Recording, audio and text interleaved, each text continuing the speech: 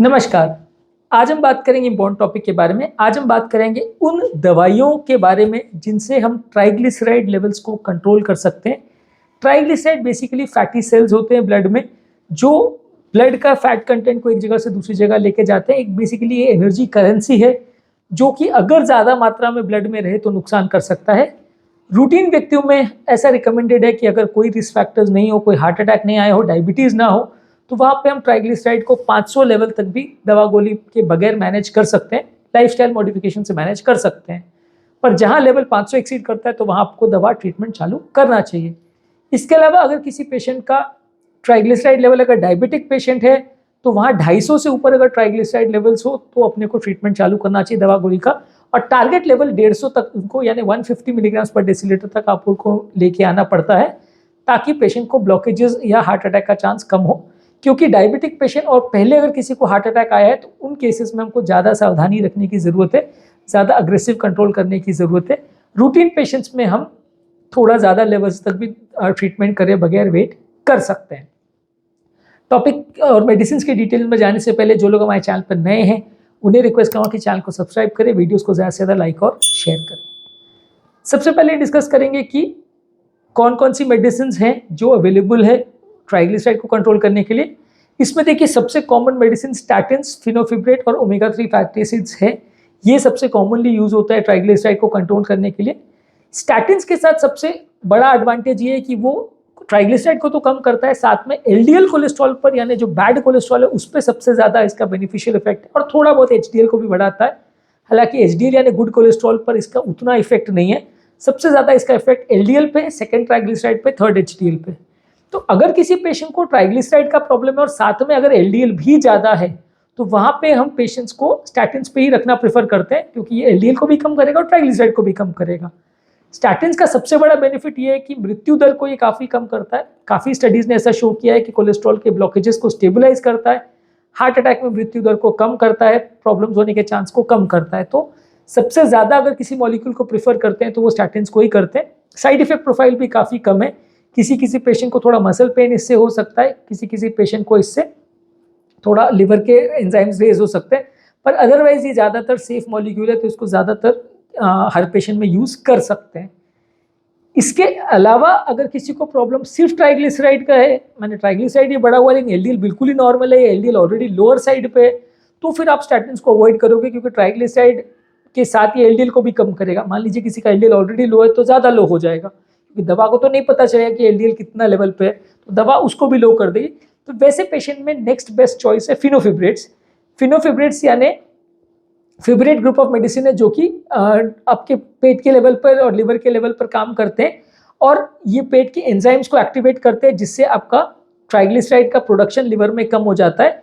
ये मेडिसिन जो है बेसिकली ट्राइग्लिसराइड पर सबसे ज़्यादा एक्शन है इसका, थोड़ा सा एक्शन इसका एलडीएल पे भी है, थोड़ा सा एक्शन इसका एचडीएल पे भी है। इसका एक्शन ट्राइग्लिसराइड पे सबसे ज़्यादा है, एचडीएल पे यानी गुड कोलेस्ट्रॉल पे उसके बाद, और लास्ट में एलडीएल पर। तो अगर किसी को सिर्फ ट्राइग्लिसराइड का प्रॉब्लम है और थोड़ा बहुत एचडीएल भी बढ़ाना है तो वहाँ पे आप इसको प्रेफर करते हो। ये दवा हार्ट अटैक के मृत्यु दर को कम करती है, उतना ज़्यादा ऐसा डेटा अवेलेबल नहीं है। लॉन्ग टर्म प्लाक स्टेबलाइजेशन और एंडोथेलियल डिसफंक्शन में इसका इतना रोल नहीं है, इसलिए इसको सेकेंड चॉइस रखा जाता है। ज़्यादातर इसको अगर सिर्फ ट्राइग्लिसराइड का प्रॉब्लम है तो ही यूज़ करते हैं, नहीं तो नहीं करते हैं।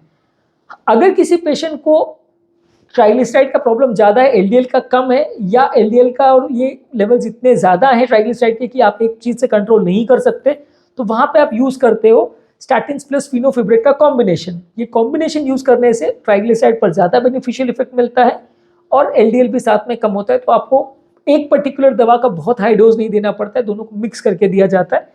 तो कई पेशेंट जिसमें एलडीएल भी ज़्यादा है, ट्राइग्लिसराइड बहुत ज़्यादा है, एचडीएल पे भी थोड़ा बेनिफिट चाहिए, तो आप वहाँ इन दोनों का कॉम्बिनेशन को यूज़ करते हो, यानी स्टैटिन्स प्लस फिनोफिब्रेट का कॉम्बिनेशन को। स्टैटिन्स में बेसिकली इंडिया में ज़्यादातर अटोरवास्टैटिन, रोज़वास्टैटिन ही मार्केट होता है। इसके अलावा कुछ केसेस में पिटवास्टैटिन यूज़ होता है, पर ज़्यादातर ये 2-3 स्टैटिन्स ही अवेलेबल है। इसके अलावा ओमेगा 3 फैटी एसिड्स जो है वो यूज़ कर सकते हैं। बेसिकली ये फिश ऑयल्स रहते हैं या कुछ फ्लैक्स सीड्स या आलमंड्स वगैरह में रहता है, अखरोट में रहता है, तो ये ओमेगा 3 फैटी एसिड्स को यूज़ कर सकते हैं।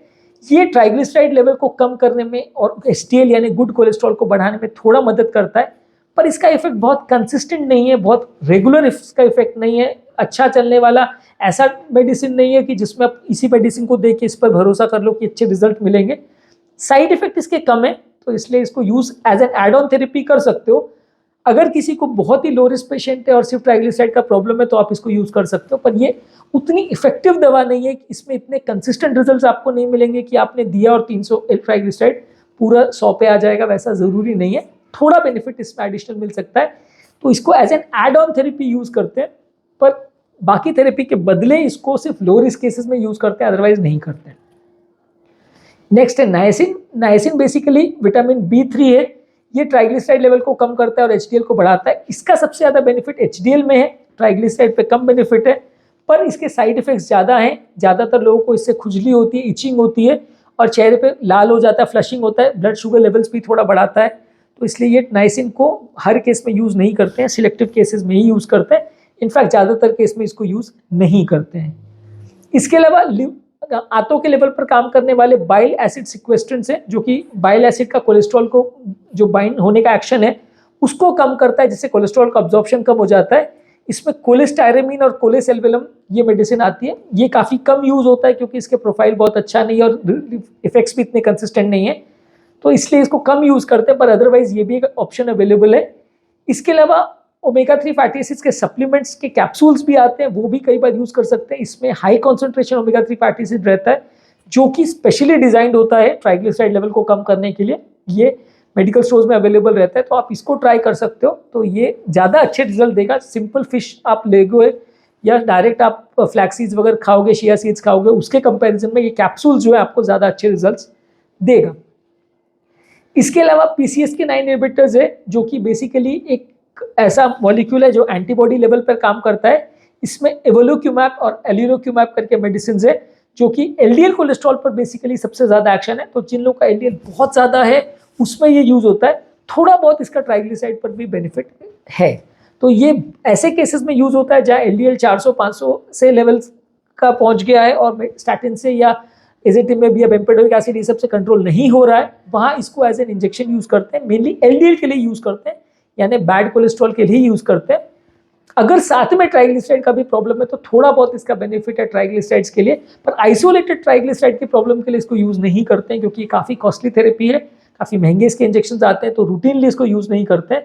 इसको बहुत हाई LDL कोलेस्ट्रॉल अगर है तो साथ में as an add on therapy बाकी मॉलिक्यूल के साथ यूज़ कर सकते हैं, मेनली LDL के लिए।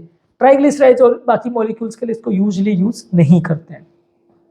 आज में हमने डिस्कस किया कि कौन कौन से मॉलिक्यूल से आपका कोलेस्ट्रॉल लेवल कम करने में मदद मिलती है ट्राइग्लिसराइड लेवल के लिए। सबसे कॉमन है स्टैटिन्स और फिब्रेट्स, या इनका कॉम्बिनेशन को यूज़ करते हैं। अगर सिर्फ LDL का और अगर सिर्फ ट्राइग्लिसराइड का प्रॉब्लम है तो आप फिब्रेट्स को यूज़ करोगे। अगर LDL प्लस ट्राइग्लिसराइड का प्रॉब्लम है और साथ में थोड़ा LDL का के साथ HDL का भी प्रॉब्लम है तो आप स्टैटिन्स और फिनोफिब्रेट्स को यूज़ करोगे। अगर LDL का ज़्यादा प्रॉब्लम है, थोड़ा ट्राइग्लिसराइड का प्रॉब्लम है, तो आप स्टैटिन्स को प्रीफर करोगे क्योंकि इसका लॉन्ग टर्म डेटा ज़्यादा अच्छा है। ओमेगा 3 फैटी एसिड्स को आप एड ऑन सप्लीमेंट की तरह यूज़ कर सकते हो, उसका रिजल्ट उतना कंसिस्टेंट नहीं है, साइड इफेक्ट प्रोफाइल कम है, फ़ायदे अच्छे हैं, इसलिए आप यूज़ कर सकते हो, पर ये उतना अच्छे रिजल्ट्स और स्ट्रॉन्ग रिजल्ट्स नहीं देता।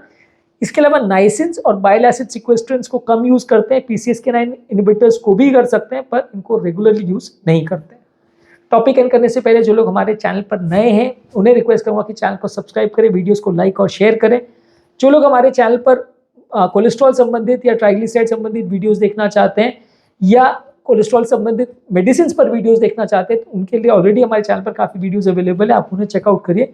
काफ़ी कुछ नया जानने और सीखने और समझने को मिलेगा, जिससे पेशेंट को मैनेज करने में और बीमारी को ट्रीट करने में आपकी मदद होगी।